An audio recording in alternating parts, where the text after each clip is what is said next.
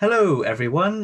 Welcome back to another episode of Shouting into the Void, a weekly series where me and Liam discuss episodes of Doctor Who. We're going in chronological order from the 2005, or I was going to say reboot, but it's not really a reboot, is it? Because that A implies revival. that's it, revival. Reboot implies it's all new, but it's not. Yes, the 2005 revival, the continuation of classic Doctor Who. And we're now in series 2, episode 6, which, if you missed last week, is a two-parter. This is the resolution, the part 2, and this one is Age of Steel.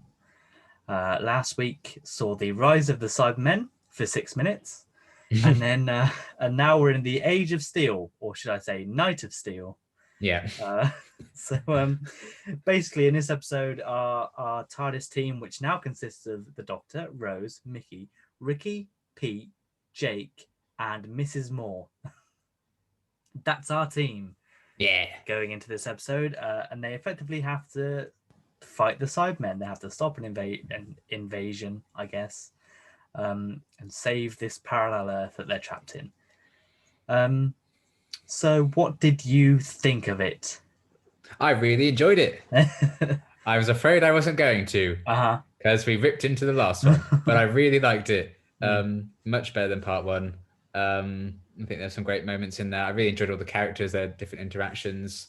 I mean, some of the resolutions were a bit fine.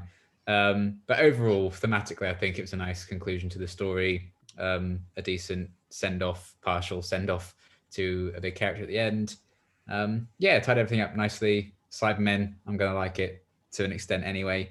And yeah, they did some interesting stuff with them.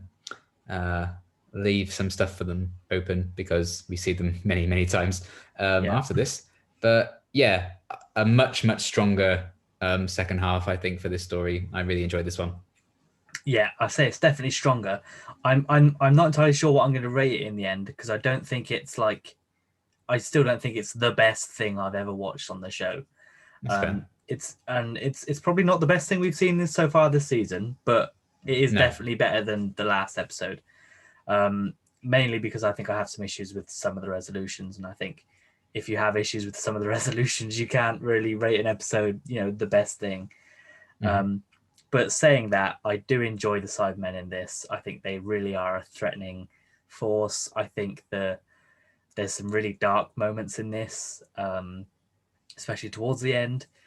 And there's some, I guess, some good character development for a couple of characters, even if some of it's a bit quick. But yeah, overall, I enjoyed it, but I don't think it's the best. But as we keep saying, there's really no such thing as a fantastic Doctor Who episode. They're all like really good or middling. They've ruined the show. Yeah, it's terrible. Can't believe they've done this. This episode ruined the show. I can't believe it. Can't believe they brought Cybermen back. God. We need a new showrunner right now. Get some new writers in. Rusty Davis is useless. Get that Stephen Moffat in. I think he's what done really well. What is even going on here? No one hates Doctor Who more than Doctor Who fans, quite frankly. Yeah, and to be fair, there's only like a handful of episodes that I'll say I hate, but I don't think I've ever gotten to the point where I'm like, I hate the show, and every episode I'm like, this is terrible. Yeah. Because it's a TV show. At the end of the day, I have no control over how it's run. So it's not like I can say this is bad. You shouldn't have done it because no one's going to listen to me.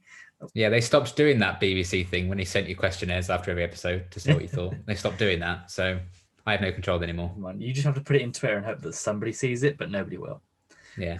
Especially when BBC. Especially when the writers aren't on Twitter. So true. But yeah, so normally the way this show works is we give 3 positives of the episode, 3 negatives. As always, they're probably going to be more than the 3. But it is what it is. So we'll get into the first one, and I'm going to start this week. No, I refuse. And my first one is the CyberController. Best boy. Just brain boy. Purely from a design standpoint, I think he is one of the best things to come out of probably series 2s, maybe, just initially in terms of design. Obviously his motives are the same as Lumic, and he's still kind of got that Lumic personality. I like that they kind of kept the voice, like they did the robotic voice, but had much of like Pack's voice on top. Yeah, and so it works, and you can definitely differentiate him from the normal Cybermen, obviously because of the big brain in his head, the exposed brain, the big chair, because they have to have him because he was in a wheelchair when he was alive, so they have to put him in the chair when he's a Cyberman. But yeah, I liked how Lumic became the CyberController as well, where he was even like trying to resist his own creation towards the end. Adamant that he was, because clearly if you don't want to change into your thing, you must know there's something wrong with it. But yeah, just the design, the although to be fair, this is one of my worst. The no. I'd forgotten about that. I was like crying with laughter. I was like, I can't believe they did the Darth Vader thing. But other than that, no. I think it was. I do think an excellent line, and just all around, it very much felt like he was Davros for the Cybermen, which is obviously what they were going for. Yeah, complete with the wheelchair. So, but yeah, I mean, there's not really much else I can say other than he was the best boy in the episode, and I'm kind of gutted we didn't get more of him. But what can you do? I always thought when I was younger, I was like, oh, he failed, but he's a metal boy. Maybe he survived, but they never brought him back. So no, he didn't. Unless there were did. cyber controllers before this. There will surely be one again one day. Yeah, and I'm pretty sure it won't be Roger Lloyd Pack, rest in peace, but still. No, and I'm pretty sure we've had Cybermen with their brains exposed in New Who. We had the Cyber Lord in the next Doctor. Oh, right. Yeah, okay. Didn't he have black handles as well? Yeah. Yeah, and then, but the next Doctor is, whoa, that's a lot of different Cybermen. I know, that's a long time away from here. Yeah, that's a long time. They're completely different characters by that point. We still got to say hello and goodbye to Martha and Donna before we get to that. So yeah, literally, and Rose again. Yes, everyone again, and Mickey again. Yeah, and Jackie again, and Pete. No, not Pete. Sorry, no, we don't. Well, no. To be fair, he's in series 2. We do say, but he's just not after that. But yeah, CyberController is great. Gutted we didn't get more of him, but he served his purpose, and it was just an amazing design, I thought. So what's your first positive? Cybermen. CyberController. No way! I've put them in together because, I really liked them both. The designs of them are great. I really like the idea with the exposed brain and the yellow eyes as well. The things he can dramatically unplug them as he's getting up. Very, very camp. But yeah, I really enjoyed them actually having screen time, which was a nice change. I like that there's a tragedy to them. You can feel really bad for them, especially when the inhibitors are broken and everything. They kind of realize what they've done. Even if they go, and they're like seeing who they are. But I'm like, but still, I see what they were going for, but it just sounds like a dying dog. And I don't know if that was, it's fine. But still, I think they have a really menacing presence. The bit where they kill Ricky and then just that silence as they're just staring Mickey down like, oh, you're creepy. So I like that. Some reason, some of them can just do stealth, like when Mrs. Moore dies, just hello. So that's fine. And yeah, the CyberController and Lumic, very fun and shouty villain for the little climactic thing. When he's climbing up the ladder, he gets upgraded and then he just screams everything and dies, and he owns it. So yeah, I really liked the Cybermen a lot. I think they're a really cool baddie, a cool concept anyway, but they had some very cool moments in this one, and I like the tragedy behind them. I think that's what makes them quite interesting. So yeah, I love them. Good villains. I'm sure we'll never see them again though, because we don't want to overuse them. No, definitely not. No, not like the Daleks. The Daleks never get overused. Nah. Don't worry about. Yeah, that's fair enough. I'll bump my sort of third best up then to match your first, because I did put separately cyber horror, as in, the literal, just the horrifying way. The horrifying way you're converted. It feels very much like you're butchered and put into this suit. Which, I mean, just imagine being one of the ones that woke up from the earpods just as you were walking into that thing. Because obviously they're not, your arm's been cut off. Yeah, because you're not being knocked out. You're not, because they don't need to, because they're controlling you. It doesn't matter. I don't think they want you to think about that. Yeah, those poor souls who came to just as they were being executed. Yeah. No. So obviously that's horrific. I did think that obviously when the Sideman looks into the mirror and sees what it is, it's very over the top. But I think but I think it works very well. I do like that, but I also like, oh god, like the 10th Doctors are like, because it's the mirror. I'm like, it's like a fun house. I'm sorry. Yeah. But yeah, I like that shot. Yeah, I'm just having a bit of fun. It's very good. And then obviously the Sally scene where they kill the Sideman and they turn off her emotional emitter, and I'm like, oh, this is horrifying. Euthanize the Cyberman. Yeah, because she's like, oh, yeah, I'm getting married. Where's my fiance? It's like, don't think you're getting married anymore, love. Sorry. He's probably a Sideman as well. Or maybe he lived and they can bring in parallel Earth Sally from like our universe and they can end up together. If they were ever to do this as a target, which they won't because it's a two-parter, if they ever were, the Sideman that killed Mrs. Moore will be her husband. I guarantee it. That'll be what it is. Dark. I bet that's it, because he would have seen. It will be a serial killer. Maybe. Do you think they'd be the easiest ones to turn into Sidemen? Because when in doubt, if they need a backstory for a character in Doctor Who in a novelization, they just make him a serial killer. Jake Simmons hasn't really had a backstory. Serial killer. Serial killer. But yeah, so that whole scene where they stop the emotional inhibitor and it's like, because it's it's a human that's been turned into this. But obviously, the whole point is that they're not personal, and the fact that the only thing stopping them from being personal is like a tiny chip in their chest, and the fact that they then use that against the sort of Cybermen, it's a very sort of dark way to stop a villain. And I suppose also I could count this in my first point really. Just Nicholas Briggs doing the voice of the Sideman, I think he's really great. The different emotions he gets. I think it's even more impressive when you find out that he does the Daleks as well. You're like, there's two very different things who I'm sure now never collide at some point. I'm sure that'd be quite the contrast, wouldn't it? Very much. But yeah, he's fantastic at what he does as well. So he's great voice in Cybermen. I'm so cold. I know it's great, and it's just every time you watch that scene, you're just like in shock that it would be this dark. Because it's Doctor Who. You never think it would be that dark. We've had moments like that before, but just to sort of effectively have somebody with their chest exposed dying in the Doctor's arms is something that I'm sure we'll see in series 3, but won't. It's just such a strange thing to see in a family friendly TV show. But yeah, so my sort of next positive was just the sheer horror of the Sidemen, I guess. So what is your second positive? Mickey and his whole arc and goodbye. Mickey Smith, the character Mickey Smith. Yeah. I must stay look into the camera. The character Mickey Smith. His whole arc and his little goodbye for 6 episodes in this episode. It's a cool, nice, like full circle thing for him. And I like that he just comes to finally, dear God, finally accepts that him and Rose are just not going to work out. It's done. Thank goodness. He's like, well, what if I need you? Rose, shut up. You're not going to need me. You just go back and forth to me like you always do. I need to leave. So yeah, I like him kind of accepting a new role for himself, a new life, staying with his grand stuff. I like how that was set up in the last one. So I think story-wise, it does still make sense for him to leave.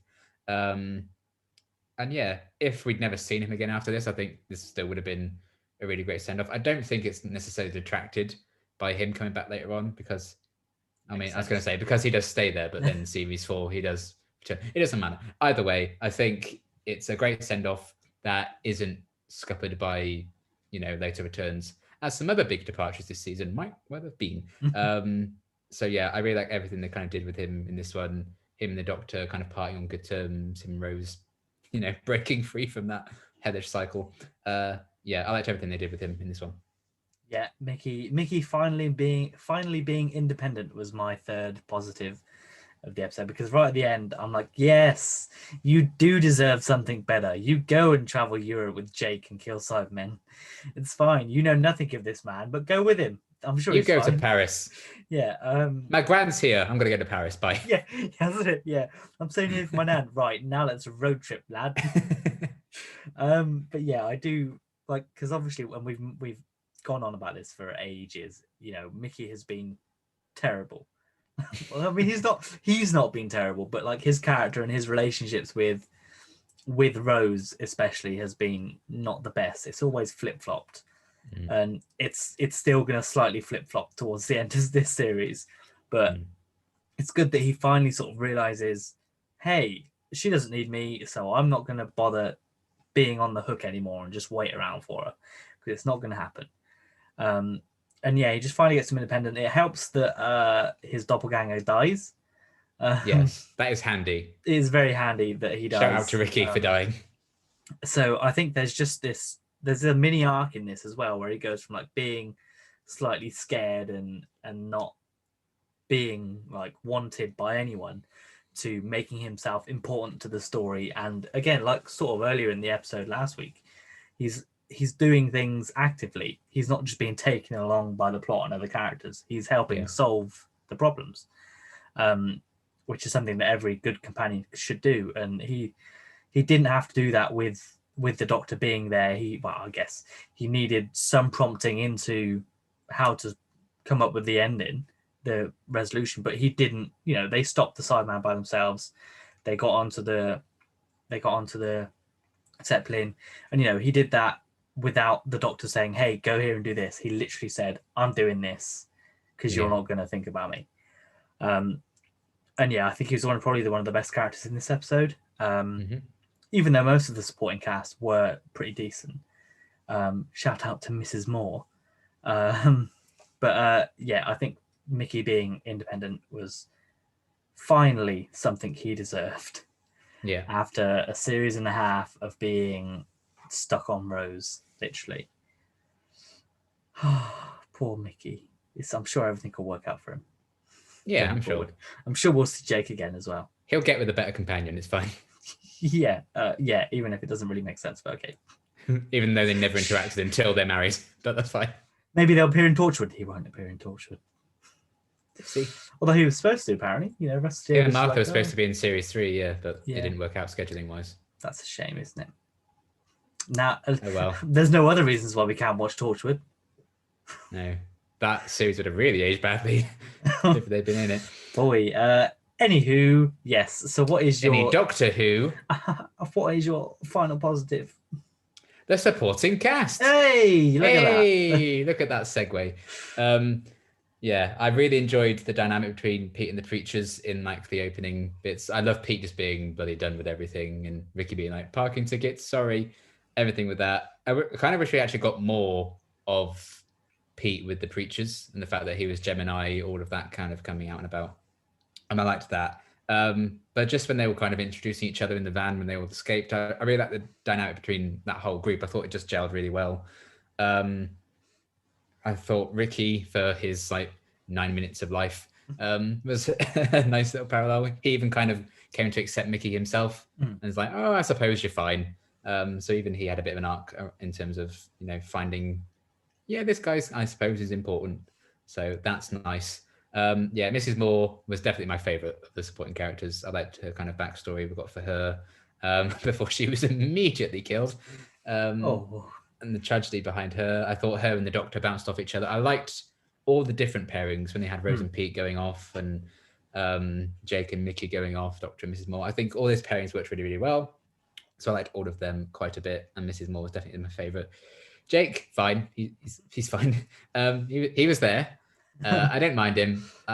I like that he kind of, warmed up to Mickey by the end of the episode as well, which is kind of a big deal. I just think some of the acting at times for Jake was a bit... You can tell he's a CBBC presenter and not an actor. Yeah, but apart from that, he did have his moments still. Yeah. And I just, a really strong supporting cast of characters, I think, throughout. Not entirely, as we'll get on to. There are some characters I felt they did a bit dirty, but still, for the key kind of supporting characters, I really enjoyed them in this one. Yeah, like Mr. Crane, they really did him bad. We'll get on to that. Oh boy. But yeah, I do agree. The supporting cast was great. There were moments where I was like, Jake's acting's pretty sus. But other than that, yeah, I guess it would have been nice to have sort of more backstory for all of them. We only really got it for Mrs. Moore. We didn't really get it for Ricky, other than he still had his nan and he had parking tickets. Other than that, nothing. We don't really know anything about Jake.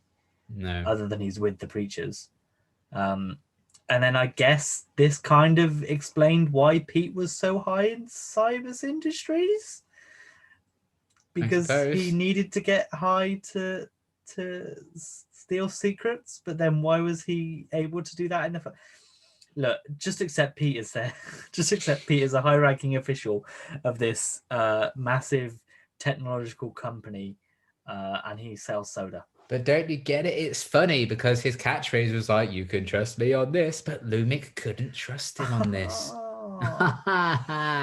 Storytelling. Yeah, sure. I'm sure they definitely thought of that when they wrote. Definitely, they wrote it. They definitely. But yes, the supporting cast was great, and they all interacted pretty well with each other. And I guess the only thing I have an issue with is Rose still at the end trying to like get what Pete if I need you? Well, get Pete to be her dad. Like that was weird. I'm still like, you don't get it. It's not like he's from your Earth where you have literally been born and he knows who you are. This is a man where all you are to him is a dog. It's not the same thing. Like, you can't turn around and expect that man to come with you straight away, because it's effectively like somebody turning up on your doorstep saying, "Oh yeah, by the way, that one night stand you had 18 years ago, I'm the kid." That's effectively what she's done. Yeah. But obviously later on in series 2, he does sort of come around to the idea. She still gets her way. Yeah, but I think that's helped by Jackie more than Rose. Yeah. Because I don't think Pete wouldn't have saved Rose if it wasn't for Jackie in series 2. Spoilers. But, he just appears and then just watches her go in. So I just wanted to see it. He wouldn't have even gone. He just be like, "Sorry, bye." No, he wanted to make sure the job was done. But yeah, so I think it's still, Rose is still slightly selfish, but I guess that's why she's not really a supporting cast member. She's a cast member. But it is what it is. Luckily, she's not in my worst this week, Rose. I didn't feel there was enough in there for me to criticize her enough of. No. But speaking of worsts, what is your first negative? The power cell can do whatever the story needed it to do. It was a bit like, it can destroy the Cybermen, and it needed like 24 hours to recharge, but now it needs 4 hours to recharge, even though you just used it all up. And then I'm going to plug it in and it restores the TARDIS, but only for 5 minutes. And then what happens after that? We didn't actually say, does it run out? Does it explode? Are we just stuck here forever? Does it need another 24 hours to charge? Does it need another 4 hours to charge? It's just so flaky. I don't know. It's just such another, it's a very, because it's so crucial. I'm a bit like, it's just very flip-floppy. And I mean, the sonic screwdriver also was in this one, but I thought the power cell was a bit more important. Like the Cybermen, they're right over us. Make a big fuck off noise with the Sonic, and then the Sidemen are like, "Okay, this way then." Yeah. Okay, fine. But yeah, I just thought, because it's such a big plot thing, it gets them out of the cliffhanger, it gets them back home, all of that jazz. Yeah, it was a bit like, Yeah, I did put cliffhanger resolution on my one, just because what's strange is that it doesn't seem like the Doctor only just thought of it. It's like he was trying to beg and get them, like, effectively get them captured, until he realized he couldn't, and then was like, right, well, now I need to kill them. Which because he had it in his hand, didn't he? Yeah, well, yeah, because there's no way he went, unless like he went into his back pocket, and because when he's surrendering, his hands are like that, so I guess he just has it in the hand, like, just in case. Yeah, but I think for me that undercuts sort of the end of last week, where you see the sort of panic and the fact that, oh shit, it might not work. And then also Mrs. Moore coming up in the van. I'm like, would she have done that even if the Cybermen were there? Could she not? Would she have run them over? Like, what would have happened? And then even she's like, that's the slowest getaway I've ever seen. I'm like, so even the characters know this is ridiculous. Like, even the characters are aware how stupid this is. But I didn't even realize like Mrs. Moore wasn't even in that group surrounded until she turned up in the van. I was like, she's in so that's how they get out. That makes sense. But yeah, it just feels very much like we need a way to get out of the cliffhanger hang on, let's put something in at the start of last episode so we can get them out of the cliffhanger in the start of this one. And yeah, when it says like, oh, we need 5 minutes to, like, why? I thought the power was supposed to like recharge the whole TARDIS. Is that not what it was supposed to do? Yeah. But I guess it was only supposed to get them to our universe where it could then feed off the energy of our universe or whatever the hell it is. I assume go to Cardiff and recharge at the Rift. It said they didn't need like, oh, let's have another 10 hours to say goodbye to Mickey. Let's have one last drink together or something. So like, yeah, episode's over. I guess it just needs 5 minutes now. We have 5 minutes of episode time left, so we have 5 minutes to leave. We still need to go and see Jackie. We still need to have a nice ending scene with you and Jake. Yeah, so we need to. Rose still needs to have an outfit change and go and see her mum. So yeah, in such a rush to see Jackie, she had to get changed first. Yeah, definitely. But yeah, the cliffhanger resolution just felt a little hollow. I guess it just felt too easy. Like that Cyberman on the airship. Am I right? We'll come on to that. Yeah. So yeah, my first was obviously the cliffhanger as well, same as yours. So what was your next negative? I think the episode was a bit too quick to write off some characters that were worth exploring a bit more. I think the differences between Mickey and Ricky, they could have done a whole other episode with that, really. I think that was a lot more interesting. 9 minutes in, okay, well, that's done. I guess they needed it because Mickey needs to take his place and stuff, but I think there could have been something more interesting there. Mr. Crane, I didn't realize how quickly they got rid of him. 10 minutes in, he's also dead. You back! Oh, no, you don't. And then I'm going to destroy you. We will come on to that in my fun facts because he had a whole subplot that was cut. Oh. So that's why I'm a bit more annoyed that he didn't get screen time. Yeah. Because he literally had it, but the episode took it away from him. So his character was a bit hollow in the end. So he was just, why did he need to be in this, really? Apart from to hurt Lumic's chair. To effectively be upgraded. Lumic in there, But they could have just had the Sidemen just force it on him anyway. So it's fine. It's literally what they do in the first place. It doesn't matter. Yeah. And I was also a bit sad to see like human Lumic out of the way so quickly before he got upgraded. I know he still got his voice a bit, but excellent. I like that little callback to the classic Cyber Leader line. He always used to say excellent. So that was nice. But yeah, they kind of brushed it off so quickly as well. And to an extent, the Jackie from our world at the end, I think that could have been really cool to have like a full scene exploring that and the fact that they just watched her die. That could have been fun. But again, the episode had like a minute left. We still needed to wrap up Mickey and Jake heading off into the sunset together. Yeah. So yeah, they had to cross over that. But there was just a few things. Particularly, it's annoying just because of how slow the last one was. They had time to do all this stuff, but they didn't. No, yeah. And I think even Mrs. Moore's death's kind of very much rushed past. Like she died, oh, you killed her. Oh, okay, let's go. Yeah. Imagine if they killed it even earlier. That'd be interesting, wouldn't it? I wonder if there's some fun facts about that. Yeah. And then, but with Jackie's death, I did kind of enjoy the fact that unless you were literally watching as they turned away, you wouldn't have been able to tell which one she was. Which is a whole. I did like that they committed and actually killed her. I thought it was weird that she was like just recognize, oh, you're Pete Tyler. I used to be Jack. That felt a bit un-Cyberman-y to me, but they needed the confirmation that she was dead. Yeah. So. Well, they knew that, and I guess they might have maybe Lumic kind of thought, well, Pete wasn't upgraded because you'd notice if Pete wasn't there. Yeah. So maybe you'd want to test him to make sure he's actually under your control. Maybe. It was a bit weird though. It might not have even been Jackie. Like it could have been just a Sideman knowing that Jackie was his wife and saying, "Oh yeah, I'm that," and then seeing if a reaction comes from it. Yeah, but I think that's still just a bit weird because that's using emotions and they don't understand them. And Sally didn't know her name until they turned the inhibitor off, and it's just a bit like. But again, that's not on my negatives. That's just a nitpicky thing that I glossed over. But it's fine. But yes, some of the characters' deaths, I guess, characters in general are quite quickly dealt with. Even Pete at the end's like, okay, bye. I don't want to be bye, I'm off. I don't want to be a dad. I don't want to be a dad. See you later. I want to see if my dog's still alive. Bye. Yeah, I'm just gonna go back to the house and have a look around. Oh, imagine instead of Sally, it was the dog that'd been upgraded. Woof. Oh no. Oh my god. Woof woof woof. But yeah. Foreshadowing of Rose dying. Oh. Yeah. But yeah, I think even like I said, like we mentioned before, even Jake, his whole backstory is not even sort of mentioned. I know he's in a whole last other episode, and we still never learn anything more about him. But yeah, so I agree, and I appreciated Mr. Crane. I appreciated how noble his end was. And his like character arc, his very, very miniature character arc he went on. I feel like he must have known how that was going to end. He was in a room surrounded by Cybermen. He was like, well, I'm going to give him a measure. When they just yeet him across the room. Unintentionally funny. They just throw him away. I'm like, die you, bah! I was like, did that kill him? I was like, oh no, he's getting back up.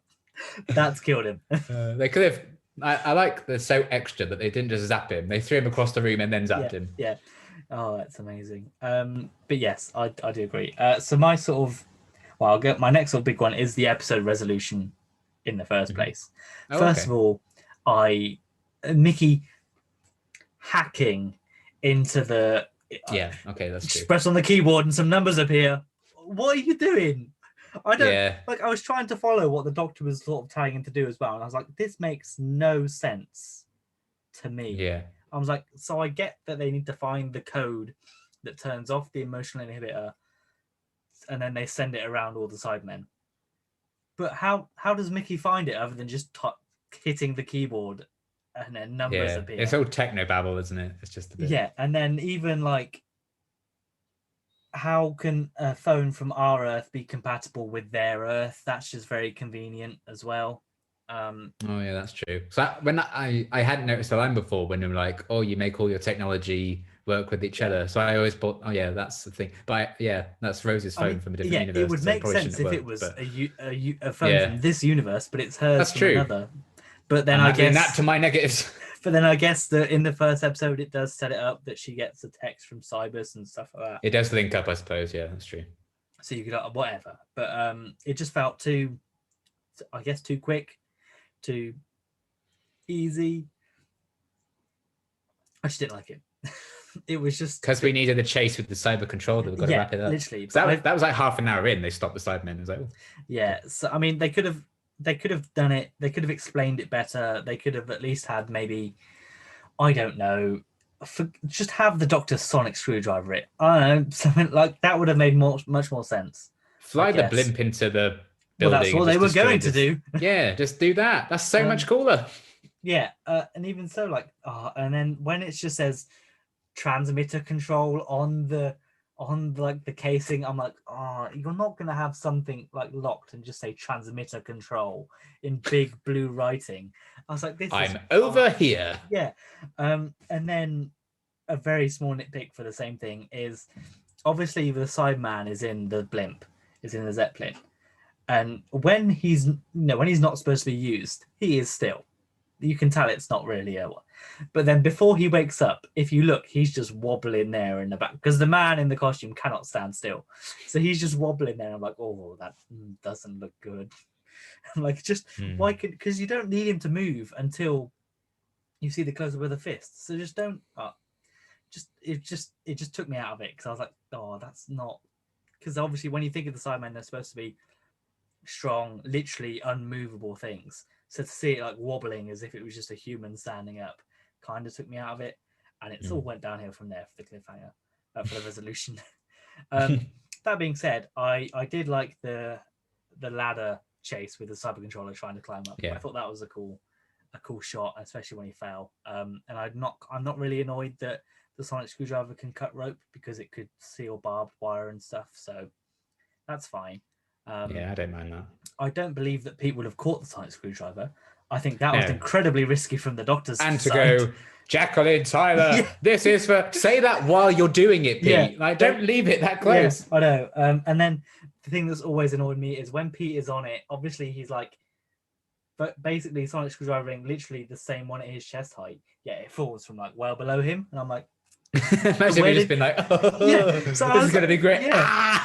Well, because I'm always like, so funny. It gets serious. Is he just holding it on like there? But then I'm like, okay, fine. Clearly, I guess he was leaning. I don't know. Whatever. If he didn't know what he was going to do, he just cuts it.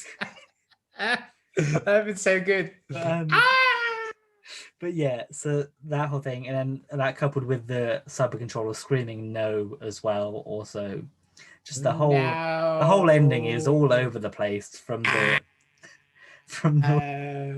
way they hack into the from the way they hack into the emotional inhibitors to the wobbly Sidemen, I think it was just all over the shop. But what can you do? They clearly needed to end it in 2 minutes, so end it in 2 minutes they did. Indeed. But yeah, it's overall, again, it's not like I hate the resolution. I can accept it. And when I was younger, I used to love sort of just the explosions and everything going off and all sorts. I did think it was weird, like the factory exploded at the same time. Like I thought it was just killing the Cybermen, and then the factory just starts exploding because it's dramatic. Yeah, that's a good point. To be fair, maybe some of the Sidemen were like, "Oh my god, I need to destroy everything." I don't know, because maybe they would. Whatever works. But I only noticed that this time around watching it. So yeah, and then Mickey's American accent as well when he's flying away, that annoys me every time as well because it's terrible. Please enjoy your flight. Woo! Yeah, I was like, oh. It's just the ending's not everything. Yeah, to be fair, everything else in this episode probably all right, but the ending, I think, the ending and the cliffhanger, the beginning and the end. I was like 8 minutes into this episode, I was like, this is already so much better than the first part. Yeah. And that was only my second negative. So what is your third? Oh, heck. Well, my third, I didn't actually mind the resolution. I'm fine with that. What I wasn't fine with was the robot Cyberman. Because they go out of their way to be like, dung, dung, dung. Yeah. Oh, there's nothing in there. It's empty. It's clearly hollow. And then the fact that it just comes alive and it's like, oh, it's still a suit of armor. I'm like, that's not what a Cyberman is. That just... Yeah. The fact that they have that there and it's like a robot Sideman just takes away from Lumik's whole deal and the whole point of the Sidemen in this story. So I'm just like, just have it be a real Cyberman. Like, have it be behind a black screen that they don't notice, and then it bursts out and chases them or something. Or don't have him knock on the thing and just be like, oh, it must be fake or something like that. You don't need to add in the line, oh, it's hollow.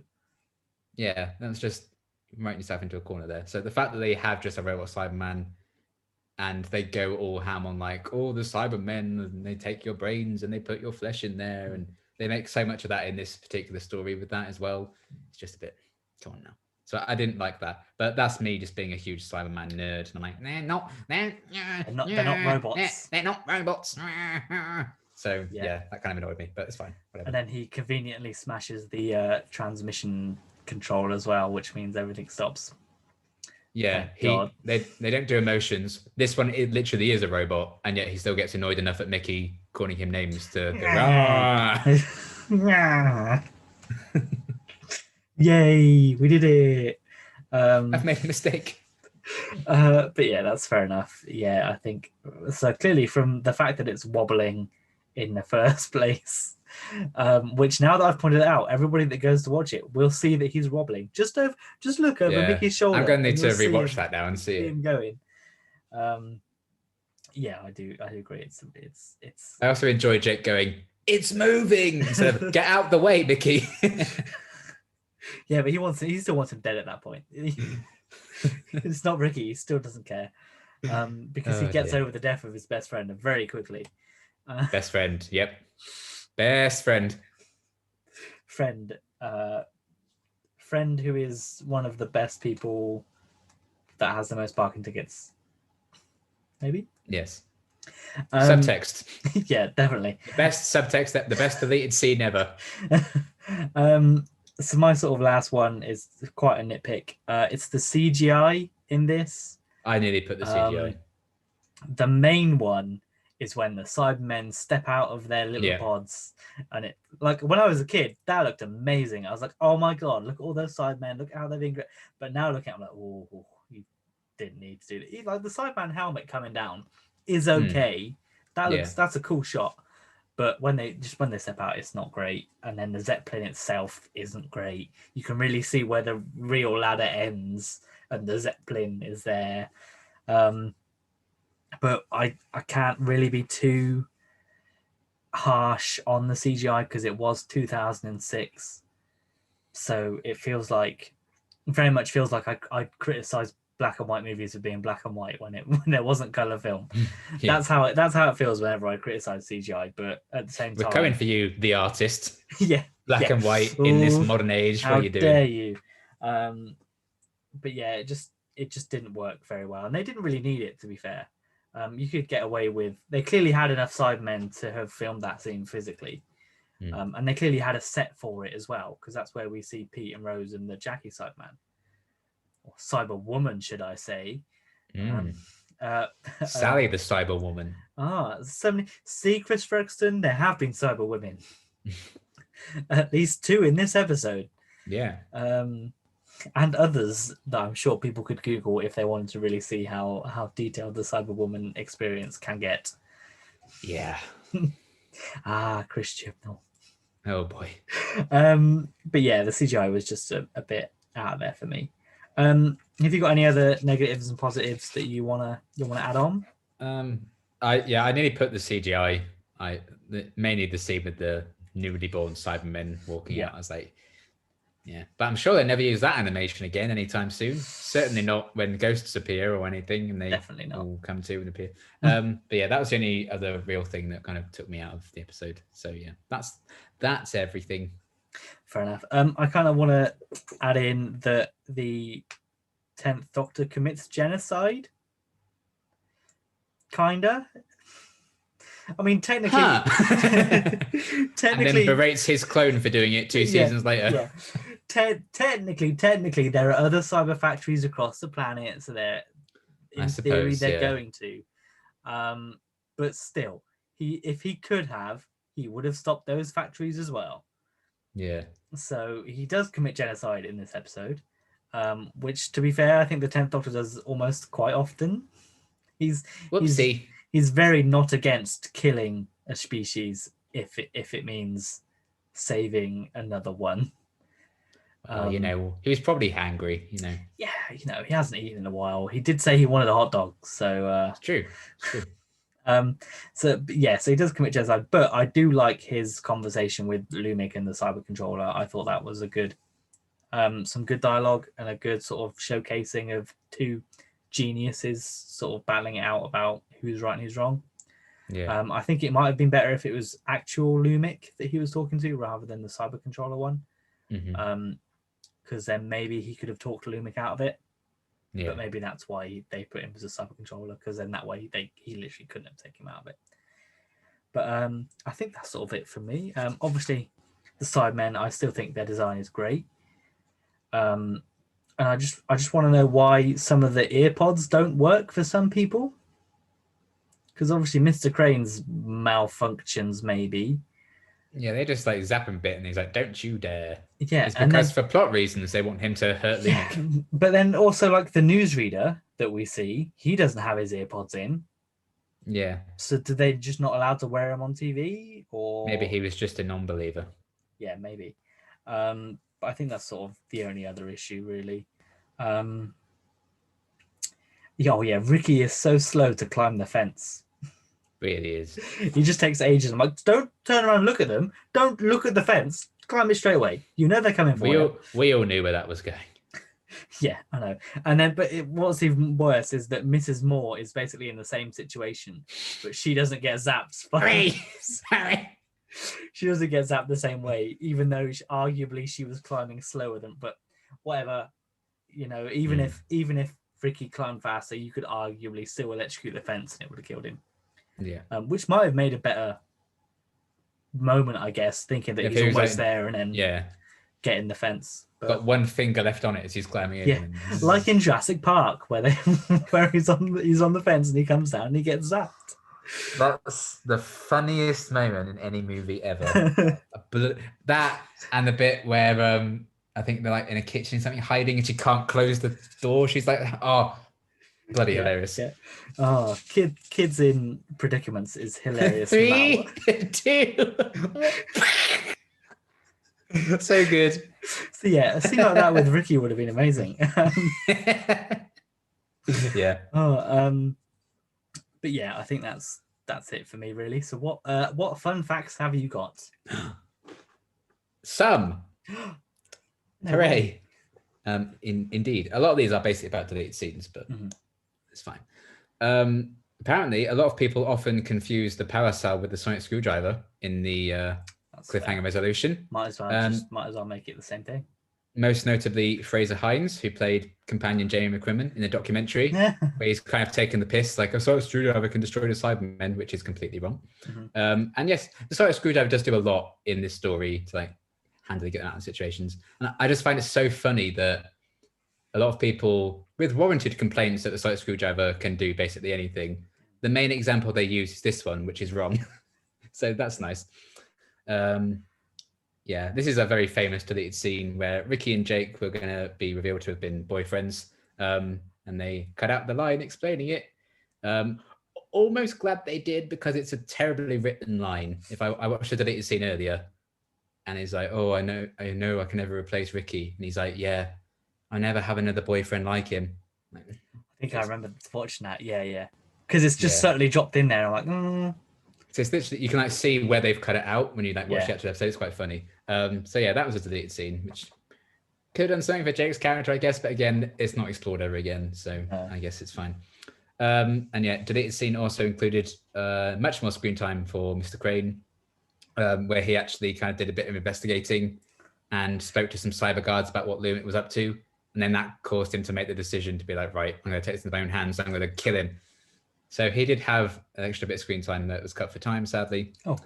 In the original script, Mrs. Moore originally died as they escaped the waking Cybermen. So when she was climbing up the ladder slowly, it would have been exactly the same as how Ricky died.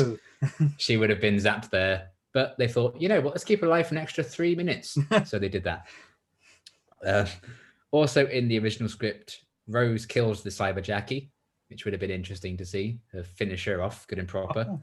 And instead of Sally... That's for being mean to me at the party. Yeah, you bitch. Pay me now, bitch. And yeah, instead of Sally, the euthanized Cyberman, it was going to be an 11-year-old boy in the original script. That would have been a lot darker. So that's dark. I don't know if I prefer it. Yeah, that would have been quite something to see. So I don't know how they would have revealed organically that was an 11-year-old boy, but still, it's fine. Yeah. It's my 12th birthday tomorrow. Yeah, I'm so excited. It was his first day of school tomorrow. I don't know, something like that. Yeah. Doesn't matter because they changed it. Yeah. Still horrid. Like, still horrendous, but still. Yeah. It's still terrible to think there are 11-year-old boys that were turned into Cybermen. So yes. Also in the original script, the climactic battle with the CyberController was actually going to take place in the lift rather than on the roof where they climb up the ladders and stuff. So that he was going to be punching through the floor of the lift. Oh, okay. So that would have been fun. I'm glad they changed that. And this is crazy. The original ending of this episode, they were going to explain that the link between the TARDIS and the other universe was sufficient enough so that the Doctor could take the real Jackie back to this parallel Earth to reunite with Parallel Pete in the middle of this series. That was going to be Jackie's exit, and Rose was going to continue to travel with the Doctor, even though in the previous episode she was like, well, I'm not just going to leave her, am I? She would have left her. Okay, bye. You've got your husband back now. See you later. So yeah, that Stop was phoning me. Bye. But Russell Davies ended up deciding probably a bit too much to happen in the middle of the season, probably a bit too dark of a decision for Rose to have to make in the middle of the season. So he kind of went, oh, but I will keep that idea for the finale, and he used it there. I think it probably worked a bit better in the finale. Definitely, it's more organic that way as well. They have more of a chance to know each other before she just sort of put on Pete, I guess. Yeah. And then they actually could keep the Sideman costumes out in this because it was a big-ass production block because they filmed Army of Ghosts and Doomsday immediately after they filmed this story. Right in the middle of the season. So it makes sense, really, because then they could just keep... And the actors as well. Actor on set, Pete, Jackie, Mickey. So they'll do that. But that does sadly mean Camille Kaduri's last scene she filmed for series 2 Doctor Who was Love Monsters. No! For years, if she'd never come back in series 4, the last thing she ever would have filmed for Doctor Who wasn't even with David and Billy. No. She would have filmed Love Monsters. It was with whoever the Elton guy is. Mark Warren. Yeah, it's definitely maybe. Mark. I think it's Mark Warren, maybe. But yeah, imagine for a long time she thought that was just going to be the final scene. Imagine that being your only appearance in Doctor Who. I know. Well, it nearly wasn't. He was nearly the companion in series 4, so there you go. That'd have been fun, wouldn't it? So yeah, and interestingly enough as well, I thought this would be fun because they filmed all those 4 episodes together. They also, in this production block, filmed The Children Need Special and Attack of the Grask. So what was it? Oh, was the Children Need Special the one just gone, as in the first TARDIS one, or was it the next one? Yeah, the first TARDIS one. Yeah. I believe. Okay. Cool. So yeah, they had quite the crazy production block in this one. It's weird that they like filmed Armageddon and Doomsday in the middle of the filming the series, and then they filmed Idiot's Lantern straight afterwards. Then Fear Her, then Other Monsters, and then The Impossible Planet 2-parter. So almost in the right order. Nearly. Oh, but there you go. The beauty of TV. Fun facts. I know. Bro, well, that gives us one thing left to decide. What are you rating it out of 10? I'm giving it an 8.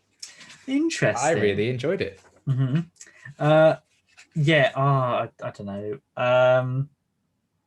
I think I'm going to give it a 7. Mm-hmm. I think I've decided that. I was torn between a 7 and a 7.5, but as I sort of mentioned at the start, I don't think I can justify a 7.5 when I have an issue with how it starts and how it ends. Yeah. If the ending wasn't so technical, if the ending was more solid, I guess is the word I'm looking for. Yeah. And to be fair, I said this to somebody. I was like, "There's a reason why this guy's only written three episodes of Doctor Who." But I really like The Girl Who Waited. Yeah, to be fair, his third episode is his best one. Yeah. And that one's written fairly well, and it's quite emotional. But these first two, I don't think there's probably a reason why he wasn't brought back for so long. But hey, not every writer on Doctor Who is the best writer, as I'm sure we'll find out in the next. Steve Johnson. So we'll find out in the next few. But yeah, so a pretty decent rating, I think, from both of us. Obviously better than part 1. Yeah. Which is fair. And then that means next week is the Idiot's Lantern. Hungry. Yeah, Feed me. I'm not. It's strange how we've gone from one camp villain to another camp villain straight away. It's true. What are your memories of this episode? I like it well enough from what I remember. I hate how they resolved the thing with the abusive dad. That is bullshit. That's already going to be my number 1 negative. So spoiler. The Wire, I don't remember how I quite feel about them. They're not the strongest villain the show's had. I like the setting. I remember liking the Doctor and Rose's relationship a lot. Very Tooth and Clawy for me, I think, this one. I think they were a lot of fun together in this until Rose gets her face sucked off, which isn't as great. But I'll also remember playing Who Wants to Be a Millionaire, the DVD game. And the question was, what year was Queen's coronation? I was like, well, I know this is 53 because of Doctor Who, and that's wrong. So I never forgive this episode. Guess that's another negative. I think I like it well enough, but it's not necessarily a top tier episode. Yeah, I think I remember enjoying it. I don't think it's definitely not. I think this is one of the ones where you think maybe filler episode. Yeah. All I can really remember outside of the Wire shouting and the nonsense abusive dad resolution is Rose's "There's no other way to go, Daddy-o." And she puts on the glasses. Yeah. And when she yells at the family for putting the Union Jack, Union flag, or whatever Union it is. Flag. And the Doctor's hairstyle is different. His weird quiff. But yeah, I think we'll probably like it. It'll be.